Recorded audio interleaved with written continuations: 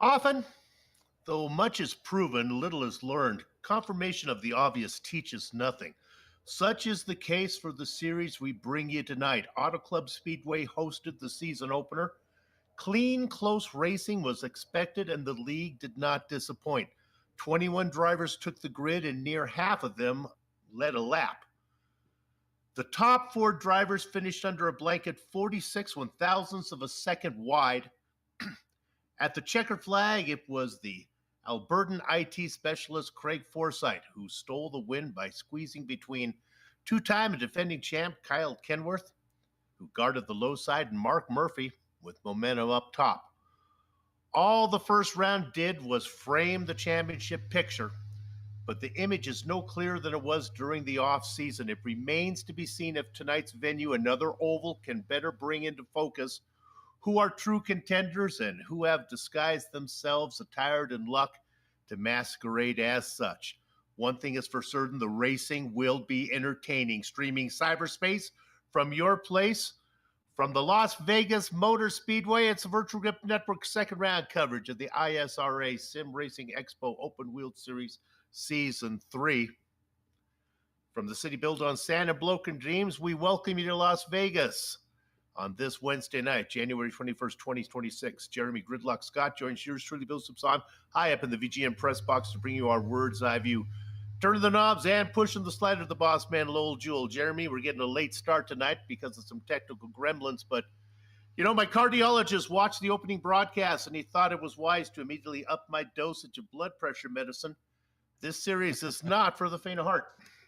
It really isn't, and of course, it is an absolute fantastic series on the bigger ovals. We mentioned bigger ovals. This is one of them, mile-and-a-half circuit, of course, right across the street from Nellis Air Force Base. So the Jets aren't going to be the only things flying here as we get started with qualifying wrapping up in just less than a couple of minutes. So I got a couple of new drivers here this weekend. One of them who's very familiar to the Virtual Grip Network, but either way, it's absolutely fantastic to be here at Las Vegas. We had 21 drivers take the grid last time. We have the same 21, at least in the amount of drivers, few different names out there today. Qualifying going on right now. Very important to get a good qualifying time, to get a good start. No, it really is 125 laps, around here. It doesn't seem like that long, but it really is for some of these drivers as we are just about set to set the grid as the field working their way through. And a little tougher, at least on my vantage point, to see what's going on. But nonetheless, we see the cars on the grid. Yeah, we're hoping that some of the technical gremlins that our director can get a feed up here for the commentators to look at as well, so we can also see what you guys are looking at. Meanwhile, I can go ahead and give you the starting order here. On pole position tonight is going to be Mason Mitchum. He's going to be inside of Gary Laverne. Partner, can you see who's in row two? I can. It's last week's winner, Greg Forsyth, and Chris Stouffer. That's going to be an absolutely fantastic banger from row four. Kyle Kenworth, who's starting in row three, he's going to be inside of Hugo Galles. As you take a look at row four, it's Matt Taylor and Justin Kirby. Ryan O'Donoghue will be starting in ninth, flanked by Caleb Bensi. David Serow and Richie Hearn make up row six. In the Baker's seventh spot is Joshua Blow Your Zorn with DJ Clark starting outside of him. You did it wrong, Stoop. Remember, starting from 14th, it's DJ Clark. Oh, sorry, I just blew up my voice. Brian Irby alongside Alex Guyon in row 8. 17 and 18, it's Lewis Hayes and Lionel Little Train Callisto racing with us tonight. And if you don't mind, I'll round out the field with Logan Spath and Mike Rigney in 19th and 20th. And in the lucky 21st spot, it's none other than Jim Herrick. We'll get ourselves one pace lap, no parade lap on a lap this big.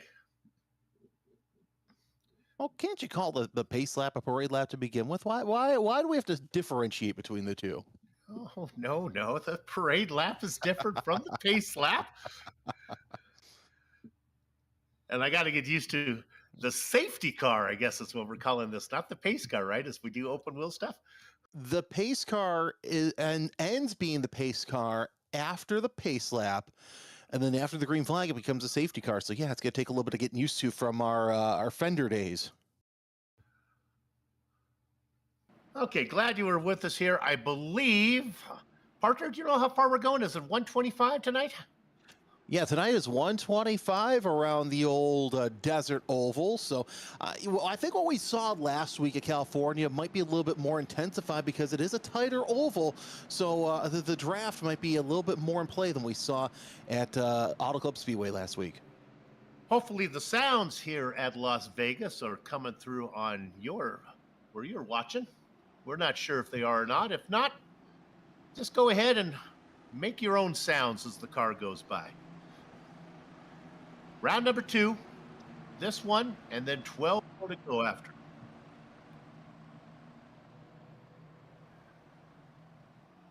Mason Mitchum out in front. Pace car pulls down into pit lane. Late turn in. Just about ready to get this underway. It's a hot one here tonight.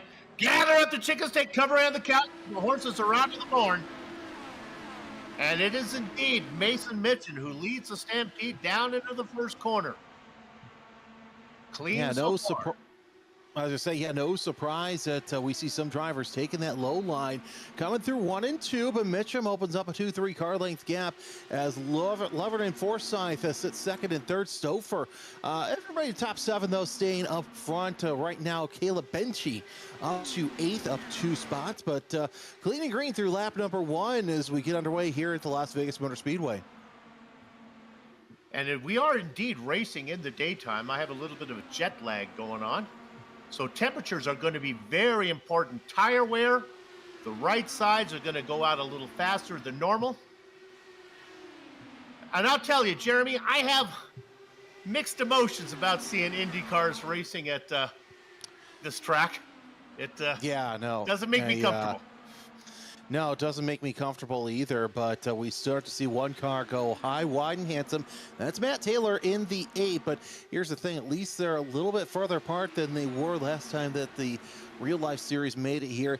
You're talking about the heat. I'll tell you what, Soup, it's 87 degrees Fahrenheit. Of course, it's a dry heat, but still the track temperature, a blistering 109 degrees. So these tires are going to be at a premium. Going to be interesting to see if some of these drivers can make them last. And now we're starting to bunch up in that lead group as Matt Taylor makes his way up to 5th. Glenworth and Galaz falling down through the order. Guy who's working really hard. Look at Caleb Bency right now. He's racing in 8th position. Just picked up a couple spots. He's coming up a little bit farther. He's working the low side, working very aggressive. The front 8 or so pulled away early. The rest of the field was a bit bifurcated, but now they're starting to catch up there as well. But I'm telling you, watch out for car number 24. He's coming.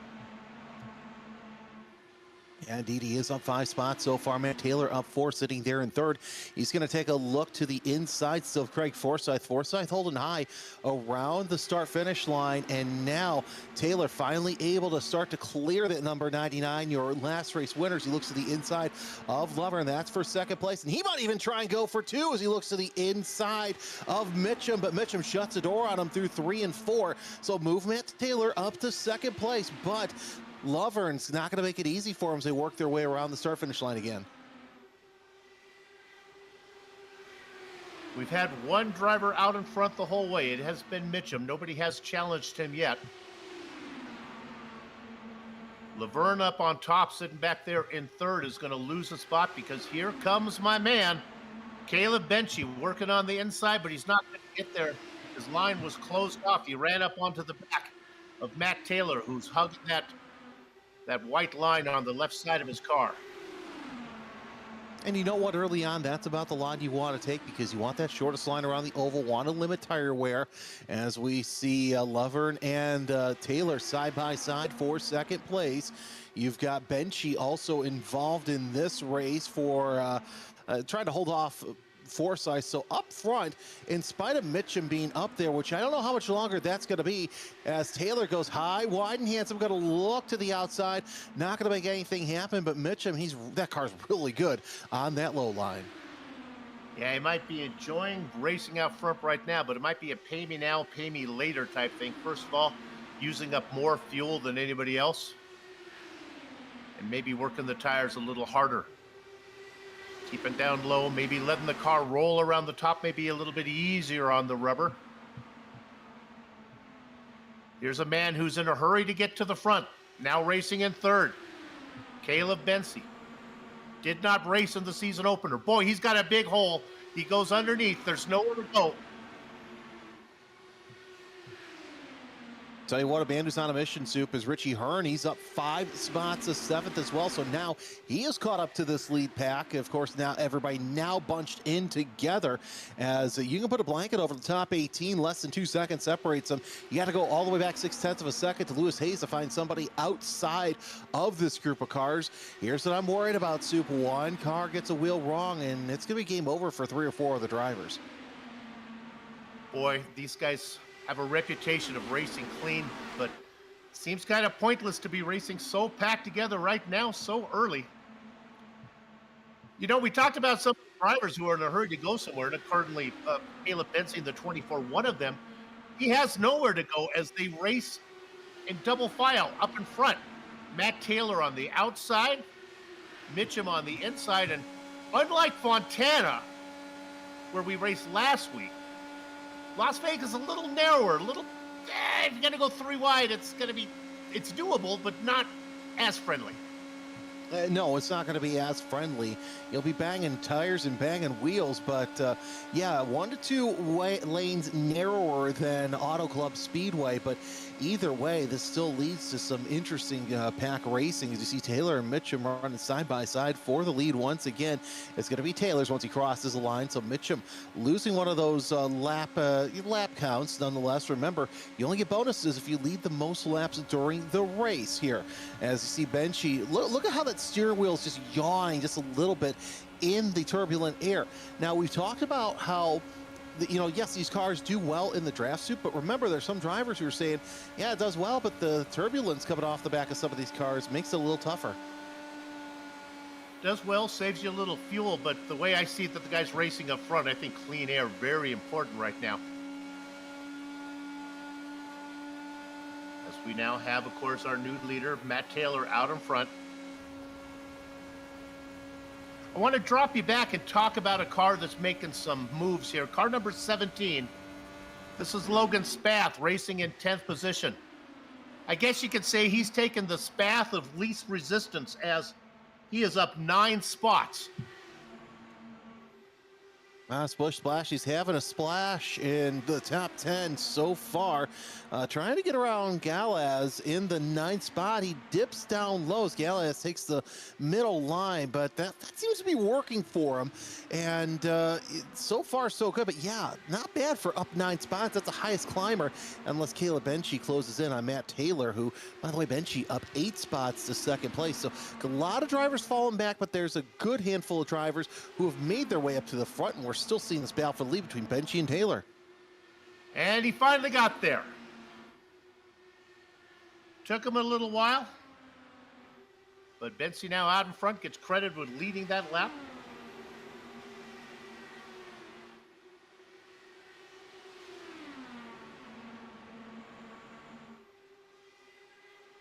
Tell you what, this battle for third really heating up between Lovern and Mitchum. While they've fallen back a little bit from their starting position, you see Lovern on the outside trying to hold on to that 3rd spot. And now he gets out comfortably in front. Christopher trying to go around the outside of Mitchum as well. And of course, you have last week's race winner, Craig Forsyth, not too far away from there. So while we do have that pack soup, they are starting to spread out just a little bit and now go single file for the most part. It's important to mention this rule package. There are no drop races. And we bring that up because we are missing the name of Mike Murphy not here tonight, the man who finished 3rd last week. We do have the guys who finished 1st and 2nd, though, with Forsythe and Clenworth. And we're also missing Matthias Esquivel, Marco Mini, who had to be a late withdrawal. But Supa, if we got some time, let's go ahead and take a look at some points as things have kind of settled down a little bit. Yeah, basically when you throw those points, they're basically going to reflect, as with only 1 race in the books, they just reflect the results of that first race, throw in a couple bonus points.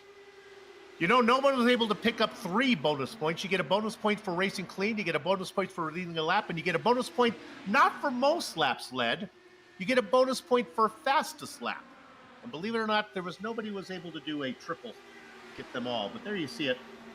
Forsythe and Kenworth both here tonight. So Murphy's going to fall down the order just a little bit now. Everybody's kind of calmed down. We got one car dipping low. Not sure who that is, but Logan Spath at the fastest lap of the race, 25.9, still sits in 10th place. Your highest climber in 10th place, that was Brian Irby, who decided to come into the pits. So we'll see if a reverse strategy works for Irby, as he always got a mechanical black, so that's a problem. I bet you he came off the turn 2 and smacked the wall, and that's going to bend some suspension real quick. No fast repairs. This is big boy racing. You break it, you bought it. He's going to have to deal with that. Couple newcomers here today we want to take a look at. Let's go back and look at car number 4, racing back in 15th position. This is, a no-hack commentator, DJ Clark, having a nice run. He's got 2 cars in front of him. Big hole being punched in the air there. Yeah, it's going to be interesting to see if he's doing his own race call there, sitting from, let's see, what position is that, 15th? Well, you know what, to be fair, I don't think I could do any better. So, DJ, make us proud, please. Please.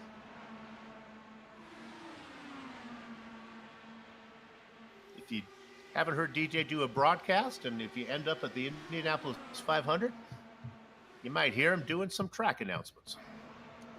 And he also does the helps out with the SRO America broadcast, IndyCar Radio Network. Yeah, he does everything I want to do. You know where he got to start in broadcasting? Right here on VGN. Race, baby. That's right.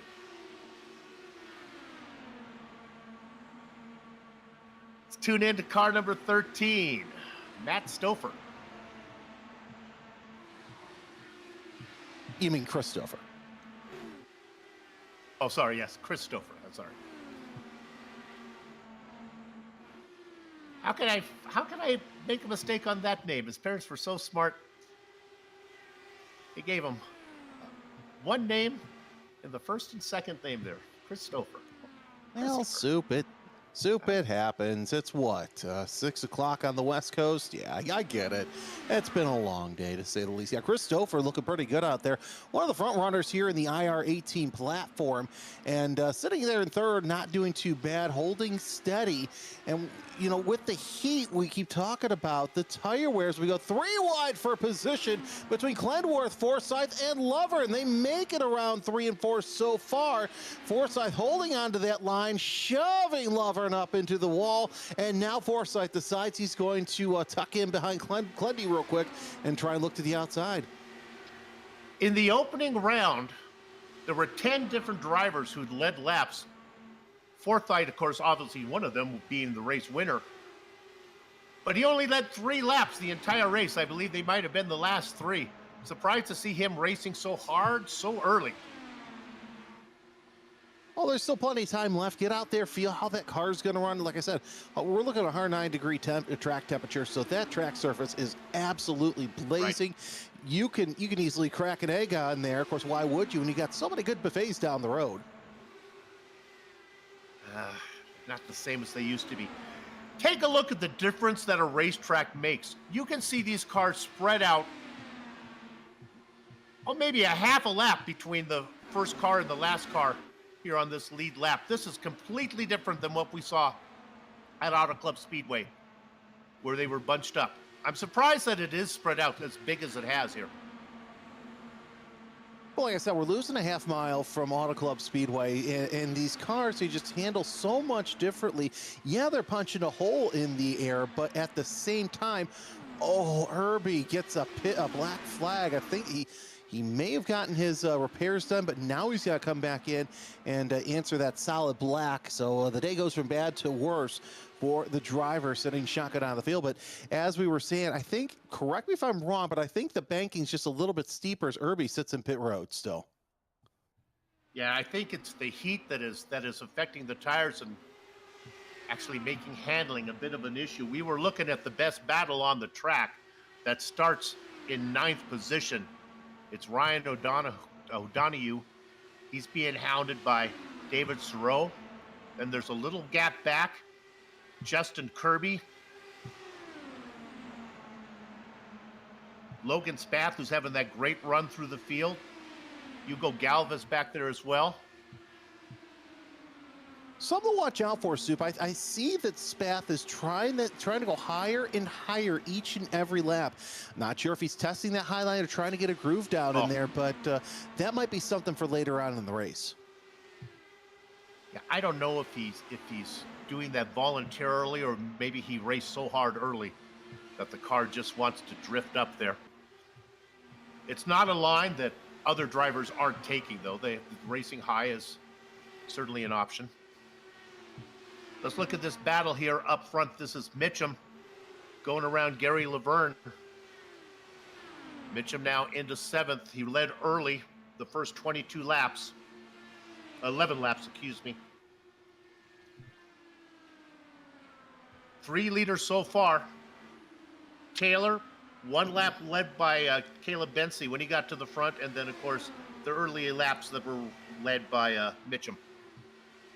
O'Donoghue holding off this battle for ninth with he and Sorrow, and we're getting to the point right now, Soup, where we're going to have some green flag pit stops. We saw how much of a mess it made at California Speedway. You and I actually got some, Auto Club Speedway, and you and I actually got some insight on why there were so many penalties. With this new hybrid system, the car's obviously heavier, so you really got to woe it down to get into pit road, especially on those hot pit stops during the green flag run. So that's going to be something to watch out for. They had a chance to work on it for race 1.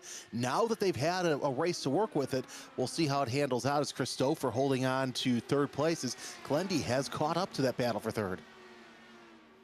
I've never found Las Vegas.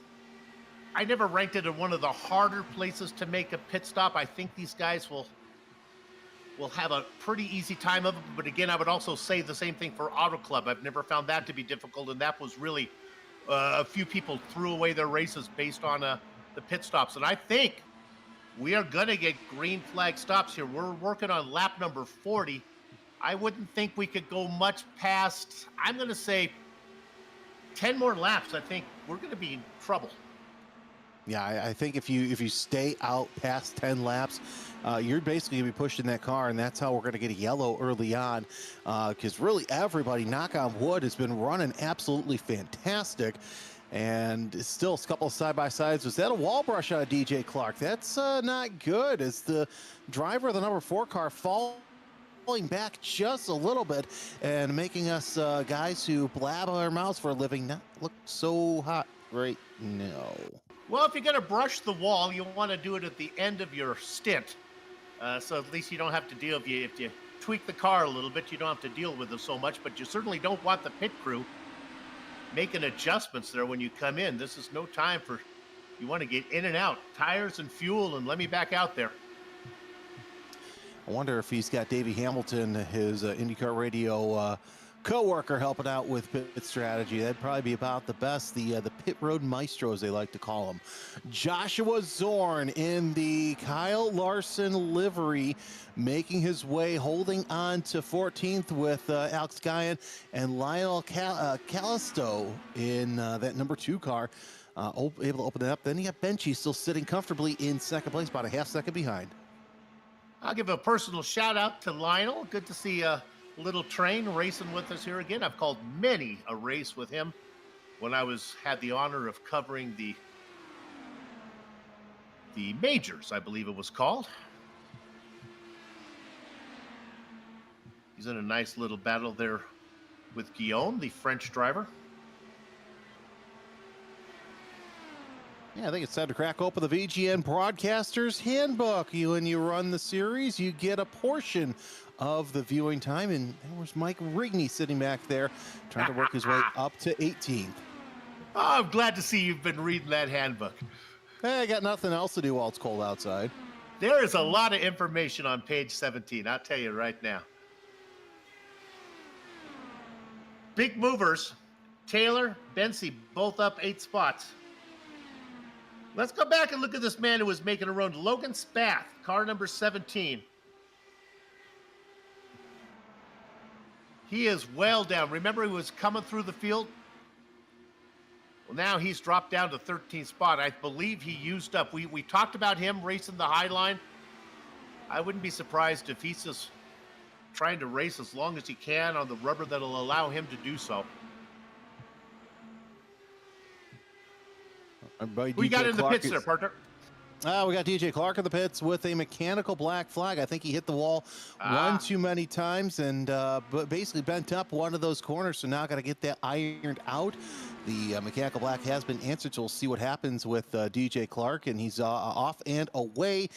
Pit stop was, as I scroll down, it was a 9.2. So I think what we're going to see here is we're going to see those 9.2 second pit stops for a good pit stop. But now because DJ went in the pits, he's lost 2 laps, which that's going to happen.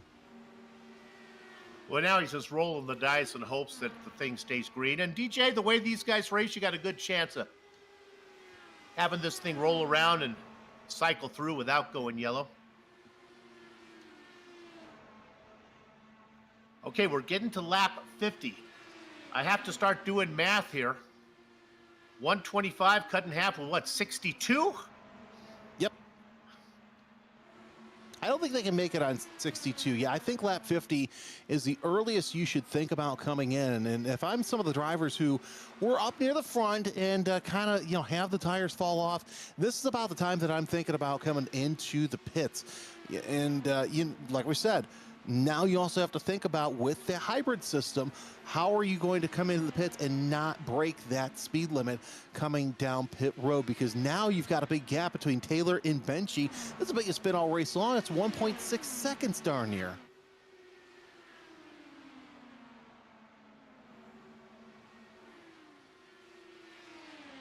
Our leader is in.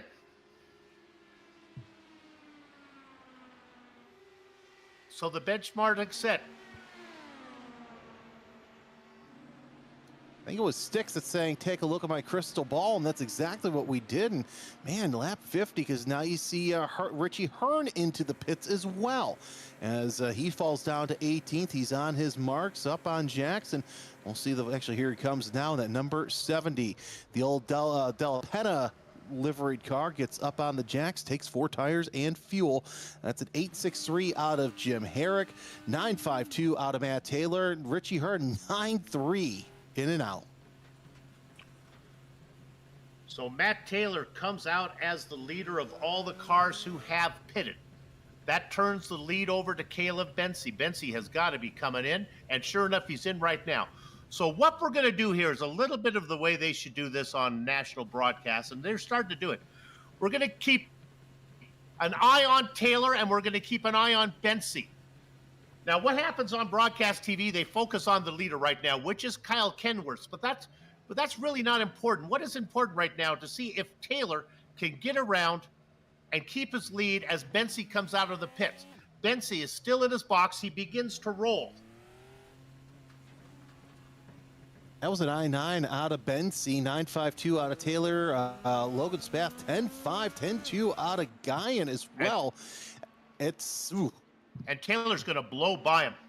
He blows by Bency right now, who's still not up to speed. It's going to take a couple laps for that car to get up to speed, which, no harm, no foul, but still, you got to make your way around as, let's see here. Yeah, Gary Lover now into the pits. Taylor, though, as we said, the first of the lead lap cars, and oh my goodness, 24.999. Yeah, 24.999 was his fastest lap. Taylor's just crushing this. Matt with the giant lead over Caleb Bency. Yeah, but Bency closing in just inch by inch as now we see Justin. Yeah, Justin Kirby in the pits, Thoreau in the pits, Forsyth is coming out of the pits. Forsyth with an 8.47. Holy cow! What a fantastic pit stop out of the 4D. And there's David Thoreau coming out. Clendy's in. Also Kirby and Zord are both in. So Kenworth comes in at lap 55. Clendy not able to get to the 162 mark. So I think we're looking at a splash and go if this were to say green the whole way. Yeah, Castillo and Hayes trying to make things work, as well as Mike Rigney. Of course, they were falling back in the pack, so why not get out there and gamble that? As Clemworth in and out 10.1 seconds, so kind of a putrid stop for the 32. As now Matt Taylor works his way around Clendy. Here comes Bensi as well. So right now on aggregate, Matt Taylor's your leader, waiting on Castillo, Hayes, and now Rigney comes into the pits.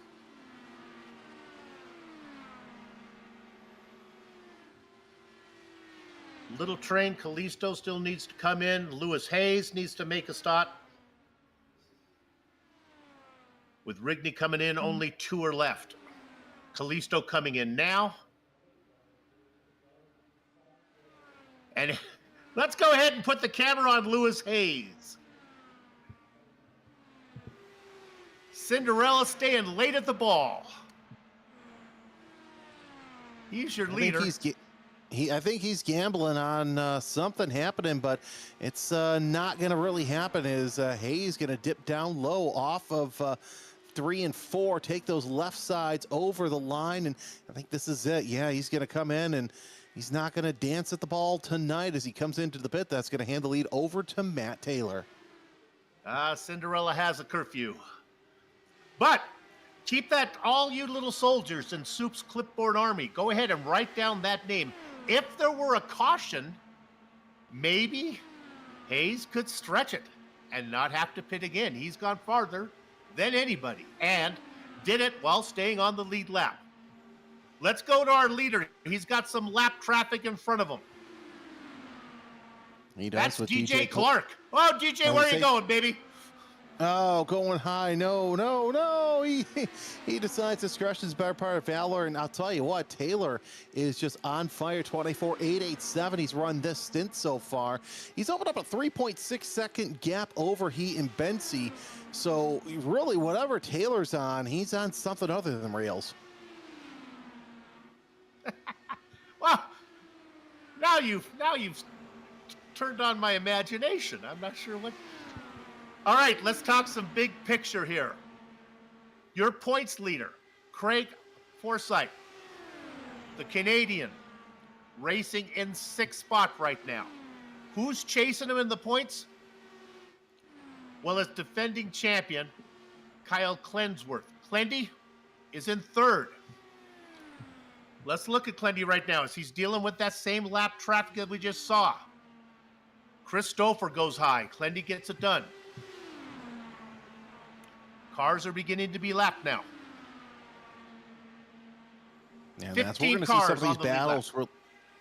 Yeah, we're going to see some of these battles really heat up now that lap traffic is coming into play. That's not something that we had last time out, because if you remember, the first and only caution, the first caution, I should say, we had right at the start of green flag pit stops as O'Donohue tried to close in on Gary Lovern. Not a good start for him, down 7 spots to 9th place, but Lovern, he's trying to close in on O'Donohue to get at least one of those spots back. At number 34, doing the best he can to try and close in. He sees the O'Donohue go a little bit high, so he knows he can close in on the low spots.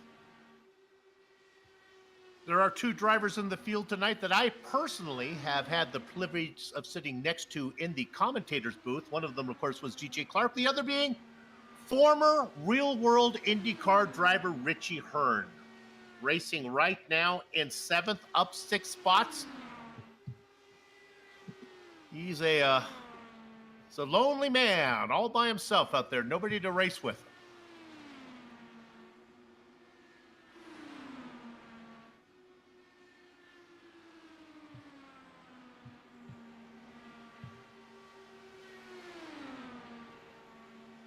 We've gone past the halfway mark, green the whole way. And partner, this is a little different now from what we saw last week, where everyone was bunched up and some of the drivers could wait and choose to race at the end. Some of these big names like Klensworth and Mitchum, who was really fast early, Forsyth, a lot of these guys are going to have to just catch up the old-fashioned way, just put in some lap times and get there. No, they really are. And by the way, Richie Hearn is a real world race winner here at Las Vegas Motor Speedway in the then IRL. So he knows his way around. But again, when he won, it wasn't the progressive banking like we see today. So a little fun fact there. Alex Guyan closing in on Joshua Zorn for 16th place. And I'm surprised, yet I'm not surprised, because look at how cool it was last time out at Auto Club Speedway. And no change in the temperature now, but it's still quite warm for these cars. They like the cooler temperatures because the engines, they get their maximum horsepower, and the tires are not screaming there for pressure, as we see Benchy and Clenworth going side by side for position. Clenworth moves up to second. Well, he must have been listening to the broadcast when I said that he's going to have to make up the ground the old-fashioned way. On the other hand, these guys may be able to play leapfrog here and maybe pick up a car length on the back straight, car length on the front straight, and maybe they can just kind of ring around Rosie their way up to Matt Taylor, who is clearly crushing it right now. Yeah, I know Matt Taylor in a league of his own right now. He's in paradise, where everybody else here is next to Nellis Air Force Base, as you see almost a 4-second lead that Taylor has. But the longer Clendy and Bensey race each other, the bigger that gap's going to grow. At every position that Clensworth can make up, that's another point he picks up on Craig Forsythe, who's mired back in 6th place with nowhere to go.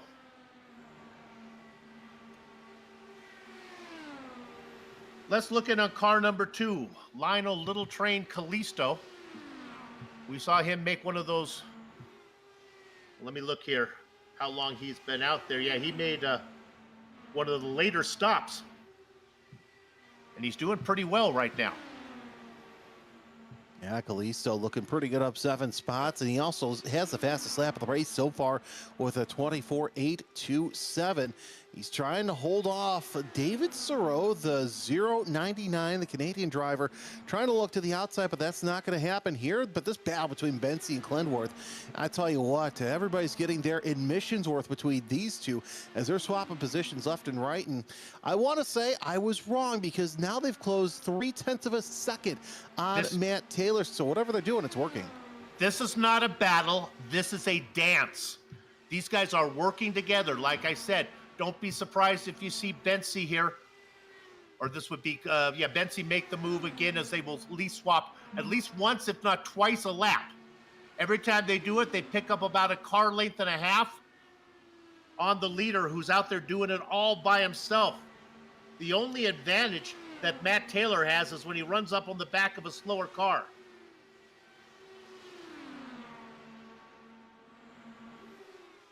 And that's what's going on with Taylor, is he's just mired in these battles. He gets around Hayes and Rigney, now sets his sights on Spath, Zorn, and Guyan, which I think he easily dispatches of them, working into turn number 1. There's your leader, 3.5 seconds up on the Clenworth-Bensey battle, as you're seeing up above, off the roll hoop of Matt Taylor. So he's got a clear spot to get to Herrick and Galaz, as those two are battling for 13 spots. So plenty of time to catch up to that pack right there, as everybody so far so good.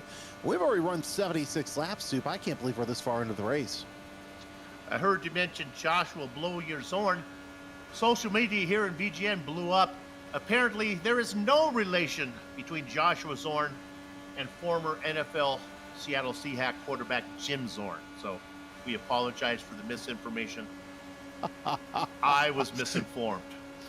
Seattle Seahawks. I ought to use that one. That's a good one. Let's look at Jimi Hendrick, no S. Last car on the lead lap right now. Oh, I hear somebody in the wall. I guess we're okay. I heard a little bit of a bang, but I guess we're all right. It might have been Herrick that was in the walls. He's actually, no, Herrick's up to 14, so my apologies. But drivers, we're lucky that drivers are just, kissing the wall, not making full-on contact and costing us to lose this great green flag run.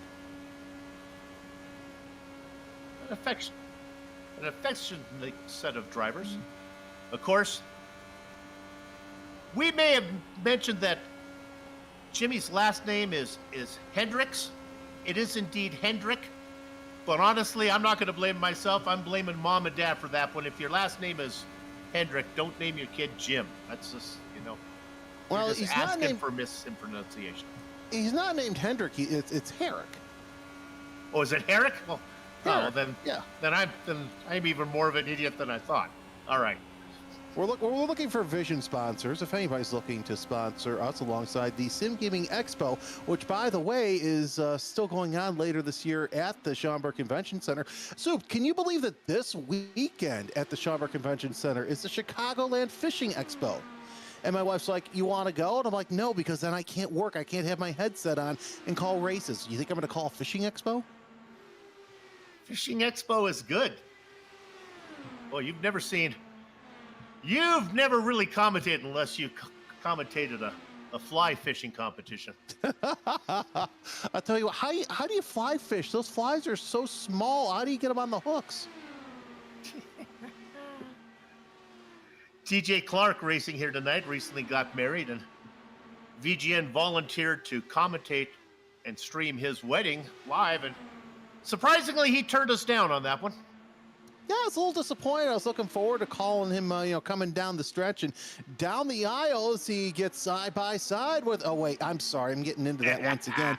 Oh, you see Benchy and Clendy going side by side. There's our good friend DJ Clark. Is that an off tracks on the side pod there? Times like this, I wish we could get DJ Clark in while he's running, but I know that would be kind of. Oh, he's got an Indiana crown on top of his head. Well, isn't that neat? What I want to do is set the stage here for you. There's something interesting going on track. We have the little dance routine between Bensey and Forsyth. We talked about Bensey and Clensworth. We talked about that a lot. Boy, they've swapped already once this lap. They're doing it again. Now, not far behind them, watching the dance steps, is Mason Mitchum. And for a while, he had a dance partner, but he's left him behind. Yeah, so Chris Mitchum all by himself. Yeah, Chris Silver falling back into the clutches of Forsyth and Hearn as they still trying to catch up. Look, there's plenty of time left. We're working lap 84 is soon to be 85, but Clenworth and Bensey, they're trying to tango to get up to Taylor, but Taylor's just too good, too fast. Here's the thing, though. With as good as Taylor's running, when do the tires start to fall off? And when they do, they're going to fall off pretty darn quick.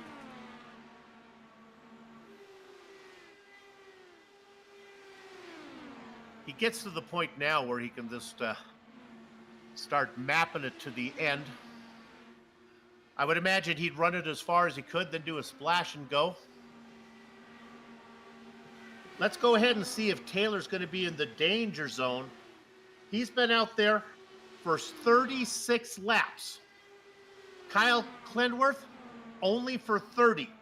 So in theory, Clendy's going to be able to go a few more laps, and that is indeed going to put Taylor in that kind of uneasy situation of a half dozen laps where he's going to hope that the caution doesn't come out while he races a lap behind Clenworth. Well, if he's smart, he's going to start playing with his tools, and not those kind of tools. Get your heads out of the gutter, but working on the tools to try and get that car set up. The more that the weight falls off and the more that the tires fall off. And heck, you know what? He might even play with his weight jacker as well, part of his toolbox. Moving on. I want to talk about the cars that are the last on the lead lap. David Serow, Justin Kirby. Right behind them is your leader, Matt Taylor. Now, here's what's a good thing for Taylor. He has what I like to call stepping stones. Even though he's racing out there all by himself, in just another lap or so, he's going to be able to get in the toe of the car who's a lap down. That would be Serow. And that's going to help him keep that gap between him and Clendworth, who's coming. Yeah, Serow, here's the thing. You can have a race where the announcers don't say a darn thing about you, but you're having a good race. I would say today, if you're not in the green, but you're -1 from your grid spot, you're having a darn good race, and David Thoreau is one of those drivers who is still able to have a good race, and now we're starting to see the pit stops happen. Forsyth and Hearn decide to come down at the same time, so I think we found two of our drafting partners working together. They are the first of the leaders to come in, and right now they are saying their prayers and hoping that everybody just behaves and they can get through this cycle without there being an issue. Here's my worry, Soup, is that with as early as they came in for the second pit stop, can they make it last? Well, what I think they're doing is they're banking on a yellow happening as we see DJ Clark trying to hold off Lewis, trying to get around Lewis Hayes, I should say. No, he's not trying to get around Lewis Hayes. He's got a faster car behind him as well. So I'm okay. Maybe there's a reason why I'm here and he's in the big leagues. Well, I think what those guys are doing is doing it like a road course, racing, counting it backwards here. They've came in as early as they could. I'm not sure if that's the strategy you want to do, but they've come in and they can go the distance from here. I think they're probably pretty confident of that. Taylor's been out there go ahead. As I saw Hayden Guyan out there for position. Yeah, the Taylor's been out there for 45 laps or so. So we'll see him come in any second now. That time's really fallen off on our leader. He ran a 25.379, and there he is. He's in the pit, Soup. So I think Taylor's call time. Clendy's also coming in. So is Bensi. So we're going to see a flurry of activity. Yeah, it's very interesting. All right. Now, even though they're both coming in at the same time, in theory, Clendy's been out there for 6 less laps, so maybe he doesn't need to take as much fuel. Right now, they're calculating how much fuel do I need to take to go the 139 laps that I need to get to the end. I wouldn't say a long pit stop at Clendy. Well, Clendy's rolling. Yeah, Clendy with an 8.02, but Taylor's still the fastest of the two pit stop drivers right now. Now look at Taylor. Clendy is behind him, but he is certainly closer to Taylor than he was before. He's about a second behind right now, so now it's going to be game on. Great pit strategy by the 32 to come in with the then leader at the time. Now you've got Mitchum to come into the pits, and because of this, you've got 7 cars on the lead lap. So we'll see how long it takes for the leaders to decide to answer the call to pit. Nobody coming into pit thus far, but Rigney back in the top 10. He's up 11 spots. Jim Herrick up 13 spots. Lionel Castillo up 14 spots from 4th. But again, those drivers from 9th on up still have to answer the call. So there are 2 things I want to watch. Matt Taylor just made his way around the lap car of Hendricks and Mike Rigney. But at the same time, Clensworth just made his way around the lap cars of Hayes and Bensi. Interesting to see Bensi now a lap down after racing so hard so early.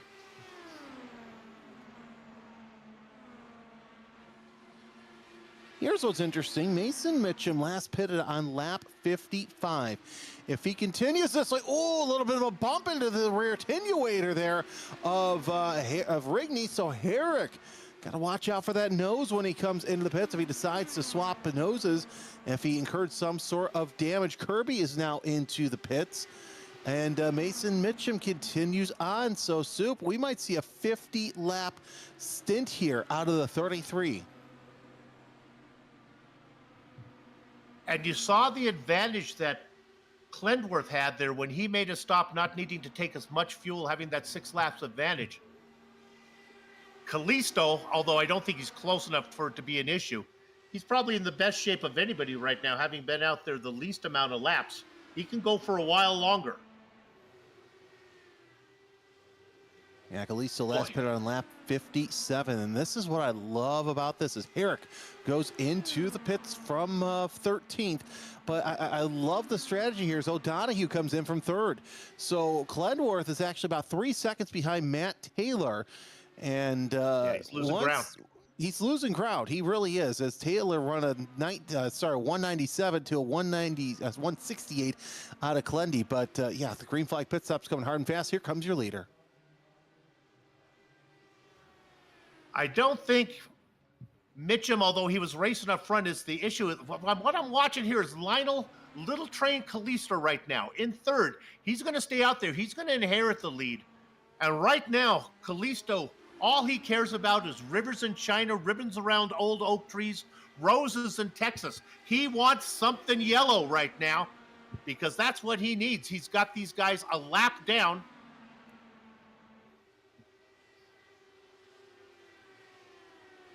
Although Clenworth is on the same lap. I apologize. He's out there. But in theory, he would be able to come in, get that stop done, cycle through near the front. In theory, I think Craig Forsyth is the last car on the lead lap. So 12 cars on the lead lap thus far as Soro and Galaz come into the pits as well. They'll start falling down the orders. Gary Lovern, who started second, he's out there. Last time he pitted was lap 52. So he has made that tank last for 52 laps. He's probably one of the last people who wants to see a yellow. Laverne and Kalisto, the last two cars to come in, and then everything will sort through. It'll go back to Matt Taylor.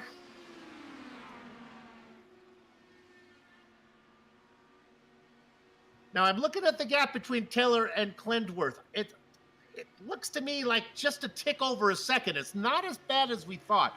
We'll wait to see. Our timing and scoring will get more accurate once the two cars that are out in front come in, and we'll get a better reading on the gap to the leader. Oh, I'll tell you what, Clendy's really closing in on Taylor as he's down 0.8 of a second behind, 25-3 to 24-8. Yeah, Clendy is a man on a mission. You're two-time defending champion, trying to see if he can make a first win in race number 2's Kalisto is now into the pit. So Matt Taylor's your leader, but for how long as we're working lap 106? So there's two things to think about. Because of the fuel advantage that Clendworth had over Taylor, maybe he doesn't have to take as much, or maybe he can take the same amount and race harder. We don't know, but all we do know is that the two-time and defending champion is beginning to close on Matt Taylor, who has really had it his own way, leading 72 laps so far. Well, Chris Stouffer waiting for Rigney and Hayes to come into the pits as well. They've last pitted on lap 56 and lap 58 respectively, as Chris Stouffer will move his way up to 4th place. But already everybody's starting to get bunched up here as lap cars really playing a part here, as Clenworth now within 1/10 of a second. He's got that fishing hook out there. He's reeling in Taylor to the outside, high, wide, and handsome, using the Greg Moore line. They're side by side through 1 and 2. Clenworth has the advantage. Cialis bathtubs down the back straight. Taylor on the short side. Clenworth on the high side. Who's going to get credit with leading this lap? It's going to be Taylor. He's going to make the two-time and defending champion go around the top. It does not work. Clendy tucks back in. He's going to get a good draft here. Going to the inside this time. Good night, nurse. New leader, Kyle Clensworth. God, he made it look so easy there through 3 and 4. Now it's Taylor's turn. Boy, this is like taking candy from a baby. You see behind him too, Benchy closing in on position as Rigney is out 8.7 seconds for the series manager, but still Clenworth and Taylor closing in on one another as they work their way around lap traffic. As that goes high, Taylor has the nose out front. 0.02 of a second separate the two drivers as we work lap 111. We're nearing the end of this race, and we're getting to the pucker factor here at Las Vegas Motor Speedway. They're still side by side, neck and neck, almost touching. The cars behind him, one of those is Lionel Kalisto, are a lap down. So your leaders are side by side, then lap cars behind. But that is good news for the driver in third who's trying to run these guys down. He was fast early. Caleb Benson, not sure he's going to have enough to get there. I'll tell you what, they're flying in formation much like the Blue Angels, of course, fitting with it being Nellis Air Force Base, although you take a look at the different types of planes, but nonetheless, they're still side by side. Taylor gets that nose out front, and he will lead this next lap decisively. There'll be no question that's Matt Taylor's lap this next time by. It's a lap 1:13, and Glenworth goes to the outside, I should say. He's going to say thank you very much. It's a still race. They're going to try and go 3, maybe even 4 wide down the backstretch with 2 lap cars. Yeah, this is a touchy situation. Oh, my goodness, as they have to split. Lewis Hayes there, who was just in the middle. They go right through him. Now, you have Gary Laverne back there who would love to get his lap back. Same thing with Lionel Callisto. They race in row 2 of this formation. Now, that's Callisto rolling the top side. Lionel's a veteran. He does not want to mess up the race for the lead, but nevertheless, when you have an opportunity to get your lap back, you kind of got to take it. Meanwhile, Matt Taylor hugging the inside, making Clenworth cry. Now, Clenworth tucked the teeth. Now, Callisto could be the fly in the ointment here. Luckily, Clenworth gets to the outside and makes Callisto behind him. He does not want to get trapped with the lap car being a barricade. I'll tell you what, one place I don't want to be is above us in the spotter stand, because you're going outside. Now he's inside. Oh, now we've got 3 wide. The spotters are really earning their worth here as they come across the line. 10 laps to go. Glenworth, 0.02 of a second behind Taylor as Taylor takes that low line once again. But it doesn't matter which way that Glenworth goes. He can still find a way to get up to the lead. But what all this horseplay up front has done is allowed the likes of one Caleb Bensey to close in. Bensey's now in the toe of those lap cars. He's going to be able to suck up on them if Callisto can stay in the toe of the leaders. It could be a stepping stone for Bensey to get there as Laverne can stay there. Laverne and Callisto lose a little bit of the ground as now the top side works as Kensworth gets to the outside. Now underneath, it's Taylor in second. Clenworth working hard. He's got the lead all to himself now. And now, here comes the lap car. Wasn't an issue. Getting in there is Laverne. Glenworth opens up a 0.2 of a second gap as Laverne tries to get that lap back, gets around Taylor, but Taylor got to ride that high line once again. He wants that lead. He doesn't want to give up. Look at how high Taylor goes. He brushes the wall, continues going. I can't believe what I saw. Now he tries to battle for the lead with Glenworth. Goes low, uses the draft, contact! And he spins at the wall! The lap car, we could feel it happening. Justin Kirby got collected in it. And we get a caution. Callisto's involved. Benchy is out of the race, and here's the contact, and that's just going to happen with open wheel cars. Oh, he goes flying. That was Taylor that went down low. Now the question is, how is iRacing going to score it? Matt Taylor, I think, is going to get credited with the lead as we are getting very close to the checkered flag. Yes, indeed. iRacing scores. Matt Taylor was going underneath the lap car. They get together. Yeah, he had that lead by a nose, but man, I don't know. That looked to me like it was just 2 drivers going for the same amount of real estate, and unfortunately it just ends in tears.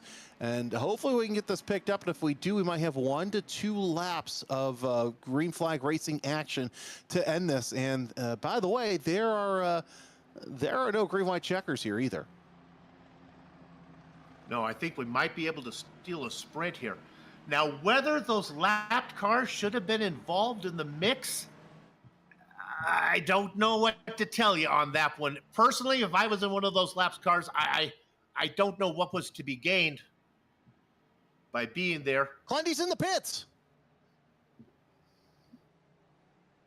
Oh, could this be strategy? If they couldn't get there, I question whether this is... If they were able to get to the end, you got to stay out. Taylor stays out. Yeah, but here's the thing. Remember, if you're under You're under yellow. There are so few cars that are on the lead lap. Why not gamble and get a fresh set of Firestones to finish out this race? You're only going to have a lap if you're lucky to get it going at all.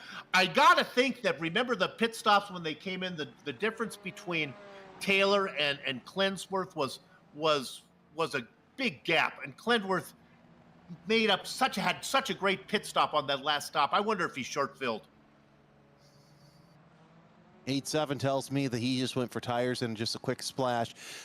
So we'll see what happens. He is the leader of the three pitted cars, as it's Taylor, Mitchum, Clenworth, 1, 2, and 3. Now we just got to sort out where these lap cars are going to be, if they're going to be at the tail end of the field or if they're going to mix them in with everybody else. The rules here, they move the lap cars to the back. The problem I have here is that's going to take a little bit of housekeeping. I hope they can get that done and still get this, at least give us a sprint for the end. I'll tell you right now, dancing in his chair is Forsythe, if I can find, unless Forsythe was caught up. No, your points leader racing in 5th position. And where the heck did Clentworth sort out at? Oh, he started, he came out. Yep. In third. So he's third. Mason, here's the thing. The only two drivers who don't have fresh tires are Taylor and Mitchum. Soro also did not pit as well. So from third all the way back to 7th, Soup, all came in for fresh rubber. Well, I think Clenworth got lucky on that one because all of a sudden the guys all behind him came in as well. That's great news for him. Horrible news for Taylor and Mitchum. Now, if Taylor and Mitchum can get together, maybe they can go too wide and hold off the rising tide that is going to be coming in the form of Clenworth, Stouffer, Forsythe, Hearn. Yeah, I don't think that's gonna. I don't see that happening. You're going to see anchors dropped off on Taylor and Mitchum, and near the end of the race, it's going to be a 5-car battle for the lead as the safety car will come in this time by. What a shame. Lights are off. The safety car will come in. We'll get going. They'll be working lap number 123. Then they do 124, 125. That's 3 laps. That's plenty of times. So we have 2 races to watch, Taylor and Mitchum, and then the battle between Clensworth, Stouffer, Forsythe. We're going green. Good jump from the leaders. Yeah, good jump for the leaders. Single file so far as we're working 3 laps to go. But here comes Clenworth as he closes in on 2nd place. And they try the snake method, but Clendy's going to go high, wide, and handsome. And there you go, Soup. They're side by side, almost 3 wide for the lead. Don't leave that middle open. Putting the toothpaste back in the tube. It's Kyle Clenworth. Now the question is, can't Stouffer get anything? He's got a big toe. If he can take his shoe off and use it. Oh, they're almost 3 wide once again for position. Soup, they're coming down to the line. It'll be a white flag. Here comes Stouffer to the inside. They touch wheels. Side by side going into turn 1. Clenworth has Stouffer on his back bumper. Stouffer is in the catbird seat. He's got a good run, but he's got nowhere to go. He moves to the middle. Now off the top side with him. Stouffer got held up there. Going way up. He loses a ton of spots. Down to the line. At the line, it's going to be Kyle Clenworth. Stouffer gets 2nd. Frank Forsythe gets 3rd. 0.02 of a second separate Clenworth from Stouffer. Rest of your top 5 are Craig Forsythe, Matt Taylor, and Richie Hearn eking in that top 5. Soup, 8 cars on the lead lap. That was absolutely spectacular. By the way, 0.3 of a second separate your top 6. The pit stops from 3rd on back was the key, as Clenworth was able to come in, get fresh rubber, little splash, go out there and race hard. He picks up the win. The man he chases in the points, Craig Forsythe, finished 3rd. It's going to be very close in the points. The racing is over. Our broadcast is up. We'll take a short break. We'll come back and run down the entire finishing order before we talk to some of the drivers and put a lock on the gate. You're watching the Virtual Grip Network. Spokane Valley meets Sim Motion, your local home for high-performance sim racing gear.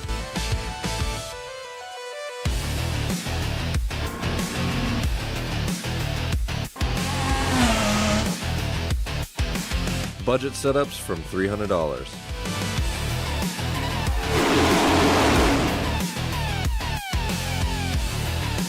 Visit us in Spokane Valley.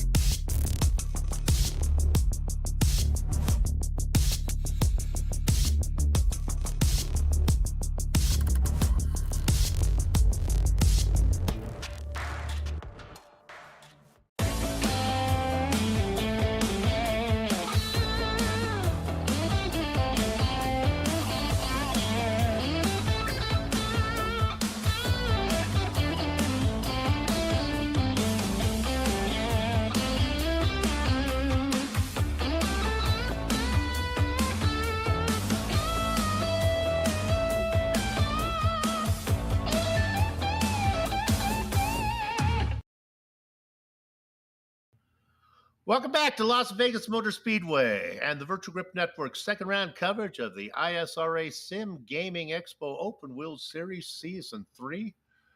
The results of the race are in. Let's give them to you right now. Two-time and defending champion Kyle Clenworth gets the win as he sneaks through a three-wide situation going through the middle. Last week, he got beat by someone going through the middle. This week, he is the man in the middle that gets the win and picks up some big points. Chris Stover has a nice run going from fourth to second, raced up front most of the race. He'll finish up in second. The man who came into the race leading in the points, Craig Forsyth, the Canadian, started in third. That's where he's going to finish. Matt Taylor, oh my goodness, what a good run from him. If it wasn't for a late caution, he might have been your winner. He'll settle for fourth position with Richie Hearn rounding out your top five. Back after your top 10, Mason Mitchum, who led early. Ryan O'Donoghue, we didn't hear much from him, gets a seventh place.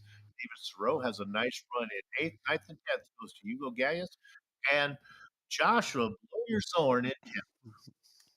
In 11th, it's Alex Guyan, then Justin Kirby, Jim Herrick, and Mike Rigney round out your lap down cars. 2 laps down, first car, DJ Clark. Not bad, not bad. Lewis Hayes, 16th, 17th. Lionel Castillo, who's wrapped up in that first and only caution incident, as well as Bensi and Lovern. Logan Spath had an incident early on in the race, never came out. And last but not least, in 21st position, Brian Irby had issues very early on in this race. All right, we get the opportunity to talk to our race winner, car number 32, two-time champion Kyle Clenworth. We'll bring him in. Waiting here to see when we have Kyle. There we go. Kyle, it's Soup. You got a copy? I got a copy, Soup, loud and clear. Okay, lots to talk about. Let's go right to the end of the decision to pit. Were you confident that all the guys behind you were coming in too? No, not at all. I was rolling the dice.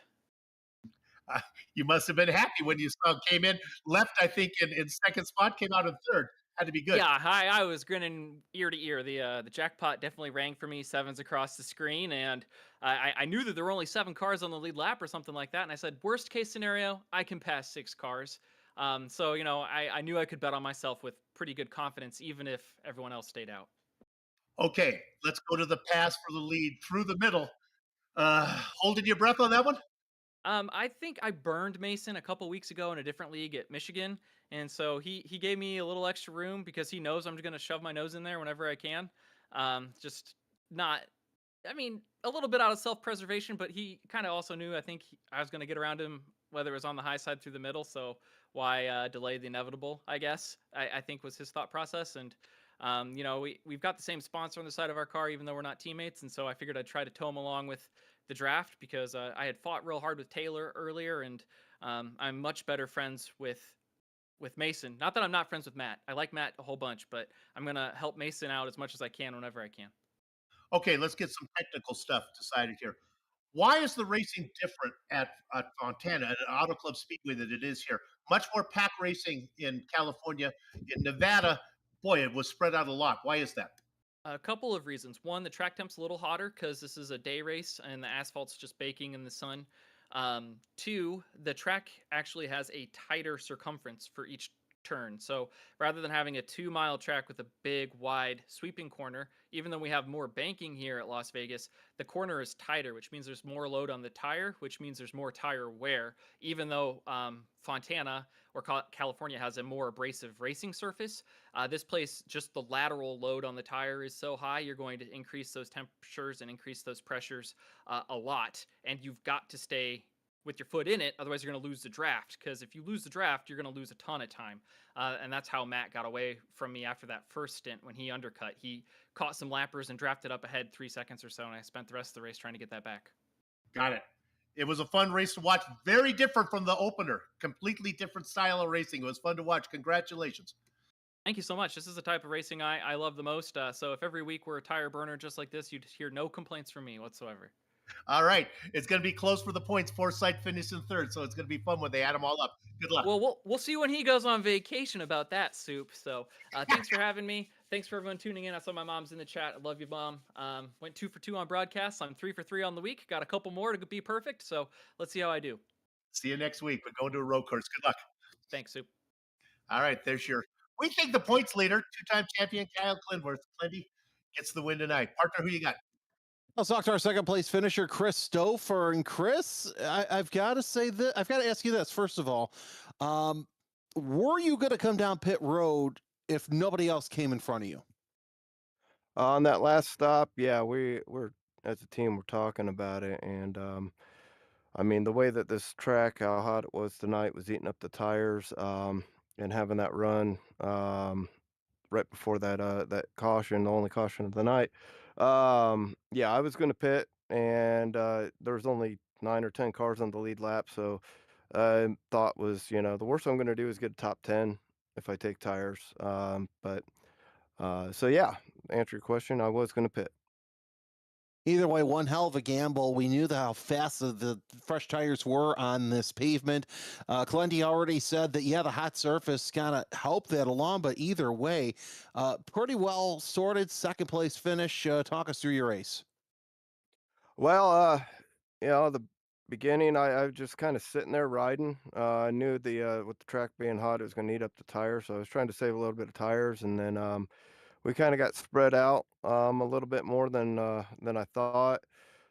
Just progressed through the race, just hitting my marks, getting in, getting off pit road, and trying to do best I could. Had that caution not come out, I probably would have been battling for fourth or fifth. And I was plenty happy with the top five at that point, but yeah, that caution came out, kind of changed everything. I got a bad restart initially. Luckily, I was able to catch up in the draft, and then tried to save that boost and use it at the right time.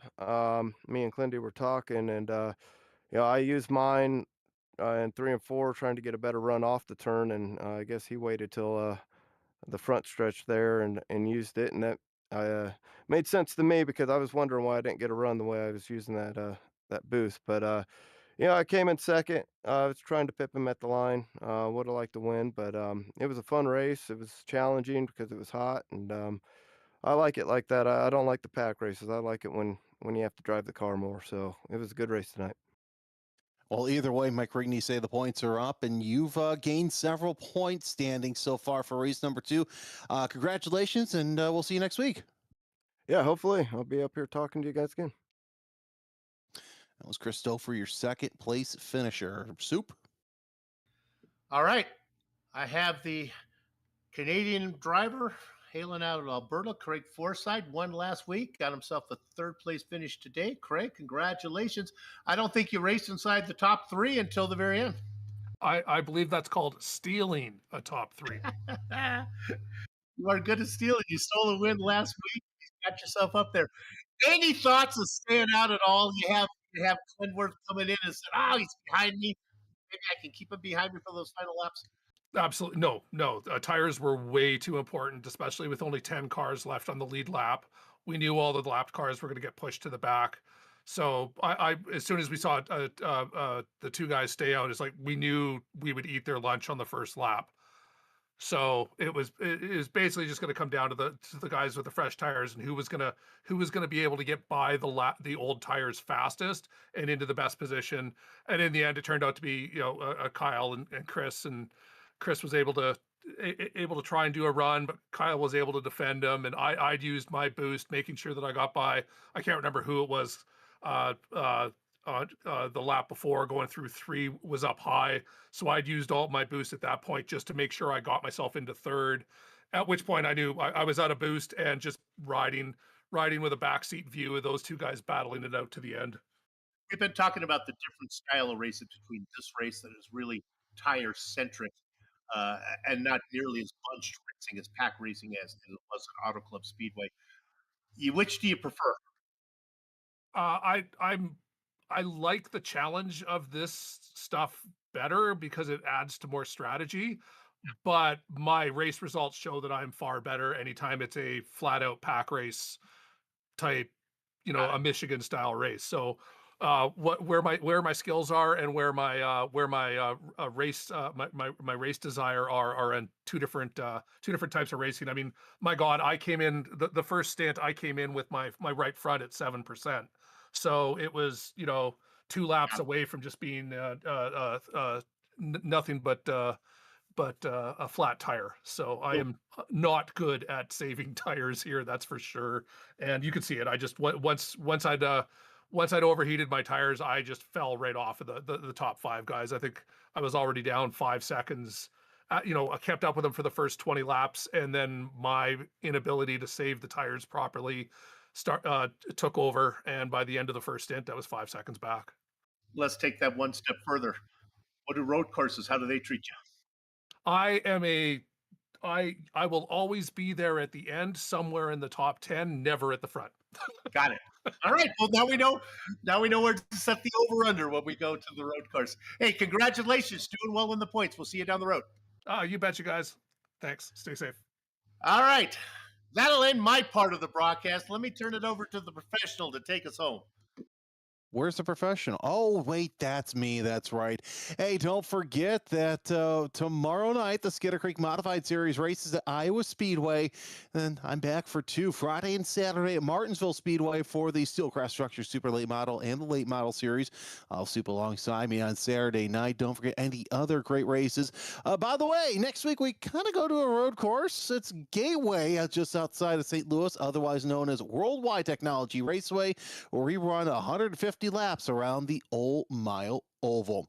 Check out virtualgrip.net for more information, and make sure you follow, like, subscribe, whatever you do here on YouTube to the Virtual Grip Network. On behalf of my partner Bill Soupson and Lowell Jewell back in the booth, thanks for getting us up and running for all the issues that we had. My name is Jeremy Scott. Don't forget to keep it between the ditches, keep it pointed forward, and always keep it greasy side down. We'll see you next time on the Virtual Grip Network.